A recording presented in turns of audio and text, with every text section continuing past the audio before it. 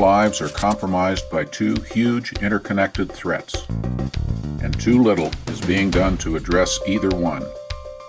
Climate change is the threat most talked about, but relentless population growth is also onerous. Survival can only be achieved if carbon dioxide and world population do not overload a finite planet. Any species whose numbers jumped from 1.6 billion in 1900 to 7.9 billion in little over a century threaten the entire ecosystem.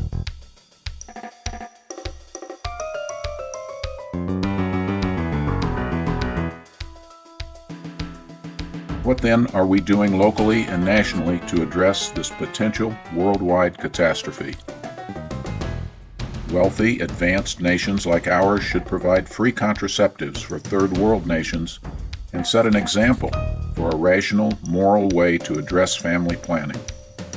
Unfortunately, cultural norms and religious ideology can prove counterproductive in reducing population growth.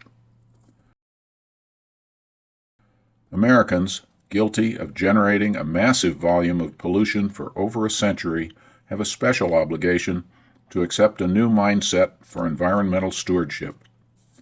And for individuals, it requires abandoning irresponsible behavior and setting an example for others. Driving electric cars, using public transit, consuming little to no beef, avoiding air travel when possible, and using a heat pump to heat and cool the apartment are good examples. Nationally, a massive increase in wind, solar, and geothermal energy is needed, with hydrogen used primarily for backup. Burning coal in power plants should be stopped immediately, with natural gas used as a substitute. To accomplish this, we need a national commitment, creative new industries, and well-crafted regulations. This is serious business. Unfortunately, a greed-driven economic system demanding continuous GDP growth produces excess pollution and benefits a few at the expense of many, leaving half the population struggling financially. The wealthy, by their self-indulgence, produces rampant materialism and pollution, the worst possible behavior for limiting climate change. Democracy desperately needs to level the playing field for all, and police, firemen, and other critical workers who make the emergency systems work must be highly trained and well paid. We simply need the best qualified to make sure the critical support systems are in place and ever ready.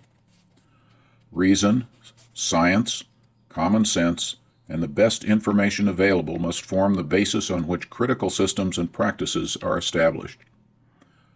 Most important, we need to trust each other and support the life-saving regulations established by a progressive and benevolent government.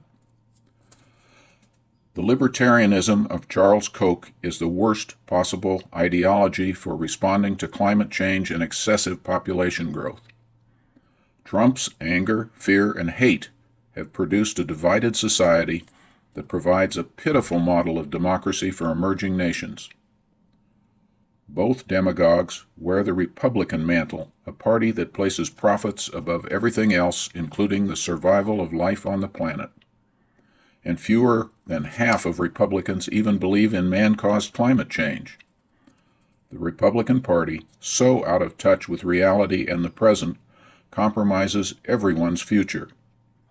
Climate change, excess population, and now the Republican Party are the three major threats to survival.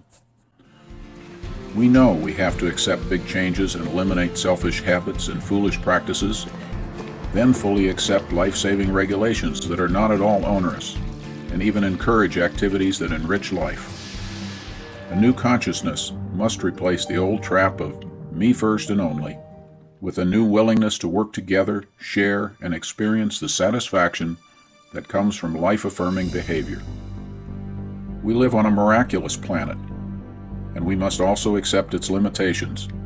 Our greatest hope lies in enlightened democracy in which community and cooperation provide a dynamic fellowship in which all can prosper. A carbon tax plus business as usual will not take us where we need to go, nor will nuclear fusion, or any other technological breakthrough save us. We will either succeed together or perish alone like armed libertarians waiting for a polluted world to end, the final solution to excess population, climate change, and the anti-conservative Republican Party. Fortunately, it doesn't have to end this way. Think about it, talk about it, act upon it, and never, never vote for a libertarian Republican. We are being attacked by an in-house enemy, and it's time for the loyal majority to come together and take their democracy back.